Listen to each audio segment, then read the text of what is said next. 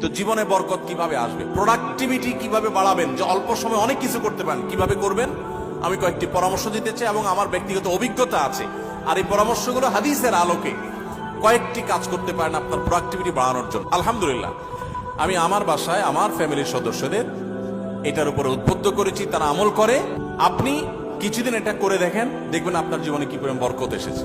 আমার বয়স 21 বছর, সকাল থেকে রাত পর্যন্ত সময়টা কিভাবে প্রোডাক্টিভ ভাবে কাটাবো, আমার টাইম ম্যানেজমেন্ট কেমন হবে, খুব দরকারি একটা প্রশ্ন করেছে।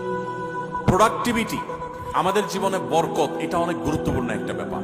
ইসলামের ইতিহাসে স্বর্ণযুগের অনেক সোনালী মানবরা আছেন, তাদের মাত্র 30, 35, 40 বছরের জীবনে হাজার হাজার পৃষ্ঠার বই রচনা করেছেন, গবেষণামূলক বই। আজকালকার মতো কপি পেস্ট মার্কা বই না, যে গুগল থেকে নকল করে কপি পেস্ট করে বই লিখে ফেলছে, জি না।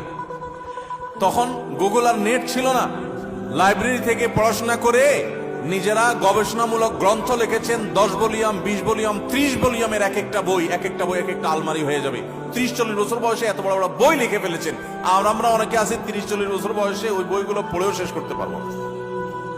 তাদের জীবনে অনেক বরকত ছিল, অল্প সময় অনেক কাজ করতে পারতেন। আমাদের জীবনে বরকত নাই, একেবারে বরকত নাই। দেখতে দেখতে জীবন পার হয়ে যায়, দিন পার হয়ে যায়, কিছু করা হয় না। তো জীবনে বরকত কিভাবে আসবে, প্রোডাক্টিভিটি কিভাবে বাড়াবেন, যে অল্প সময় অনেক কিছু করতে পারেন, কিভাবে করবেন আমি কয়েকটি পরামর্শ দিতে চাই এবং আমার ব্যক্তিগত অভিজ্ঞতা আছে। আর এই পরামর্শগুলো হাদিসের আলোকে কয়েকটি কাজ করতে পারেন আপনার প্রোডাক্টিভিটি বাড়ানোর জন্য। নাম্বার 1, খুব গুরুত্বের সাথে লক্ষ্য করবেন, রাতে দেরিতে ঘুমাবেন না। যারা রাতে দেরিতে ঘুমায় এদের জীবনে বরকত নষ্ট হয়ে যায়, এদের জীবনে প্রোডাক্টিভিটি থাকে না।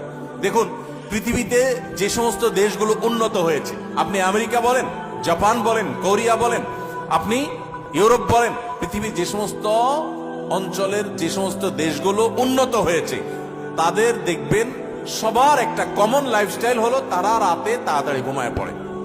সমস্ত উন্নত দেশের সব মানুষদের মধ্যে কালচার আছে। সারা পৃথিবীতে যে দেশগুলো উন্নত হয়েছে তারা সবাই দেখবেন সন্ধ্যার পর শুয়ে পড়ে।